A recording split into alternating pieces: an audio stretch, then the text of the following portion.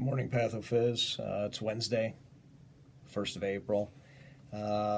Obviously, we will have some sort of a test on Friday. It's not going to be what you've seen from me before. I'm not going to upload a hard copy that you have to take and fill in the blank, that kind of stuff.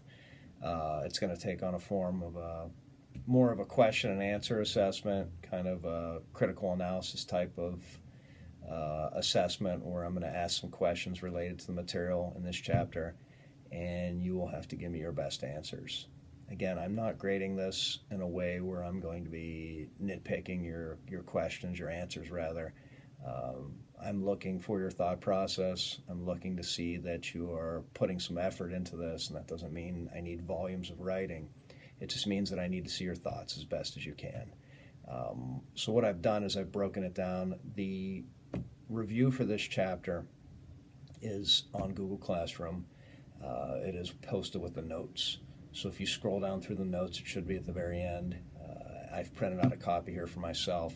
What I'm going to do, as you can see on the board behind me, I have kind of some general guidelines of how I'm going to test you, what I'm going to do. And again, don't worry about this whole terminology as far as the test goes. It's just a way for me to assess this chapter like I would assess if we were actually meeting face to face, just to know that you guys have some understanding, a good basic understanding of this chapter, and understand how homeostasis gets disrupted when we have skeletal disorders. So let's take a peek at this review real quickly. Again, if you have a chance, if you can print it out, if you just pull it up on your whatever device you're using, you can look at it that way as well. When you look at the first group of terms, I'm not going to have a matching section. I'm not going to ask you to define every term. What I'm going to do is kind of go through these, and I'm going to try to create a few questions that draw in a number of this terminology. So when you look at like the term comminuted, that has to do with it's a specific type of fracture. When you look at the term axial, when you look at the term strain, those are all things that you should understand and you should know. And my point is that I'm going to basically put you on an honor system with this, since I've asked you to do a decent amount of work already this week. Instead of have you define all these terms or put, define this, define that, look through these. The ones that you don't understand or you've never seen before, just take a second, look them up. Use Google, whatever you want to use. If you have a textbook at home, and again, try to do the best you can to understand. What I will do is make some assumptions on maybe some of these terms that you haven't been exposed to before, and those are the type of questions I will ask.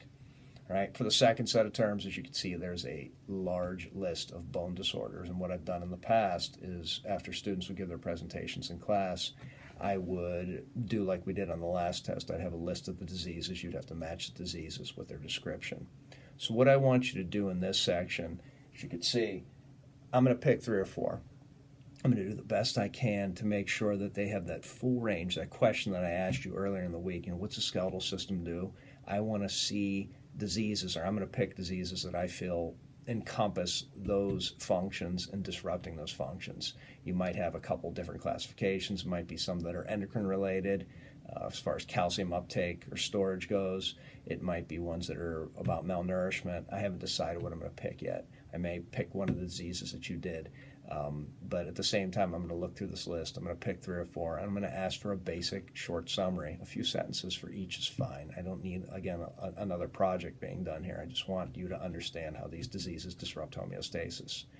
And then for the last section, these are your basic questions. These are basically the anatomy questions that I would give even the junior class.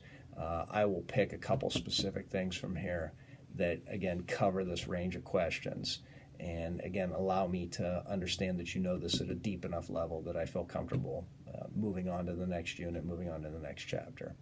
This will be due, most likely, I'll probably have this due on Friday evening, or maybe even have it due on Saturday sometime. I mean, at this point, I don't know if days really even matter.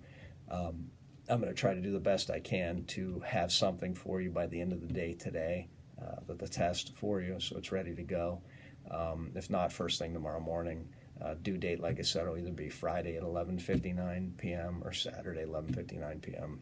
Again, if days matter that much.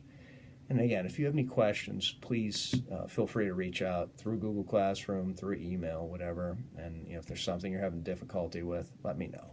so I can do the best I can to help you. I've had a number of students reach out to me already. I can't do this, I can't do that, I'm having trouble seeing the videos. I'll do whatever I can to help you. If that includes me just describing what you need to do in an email, that's not a problem. So, but you need to reach out to me if you're having problems with this. Have a great day. Make sure those projects get finished by this evening. I think about half the class is done already. And finish those up. They look really good at this point. And then I'll have your next project for you sometime early next week. Have a good day. Bye.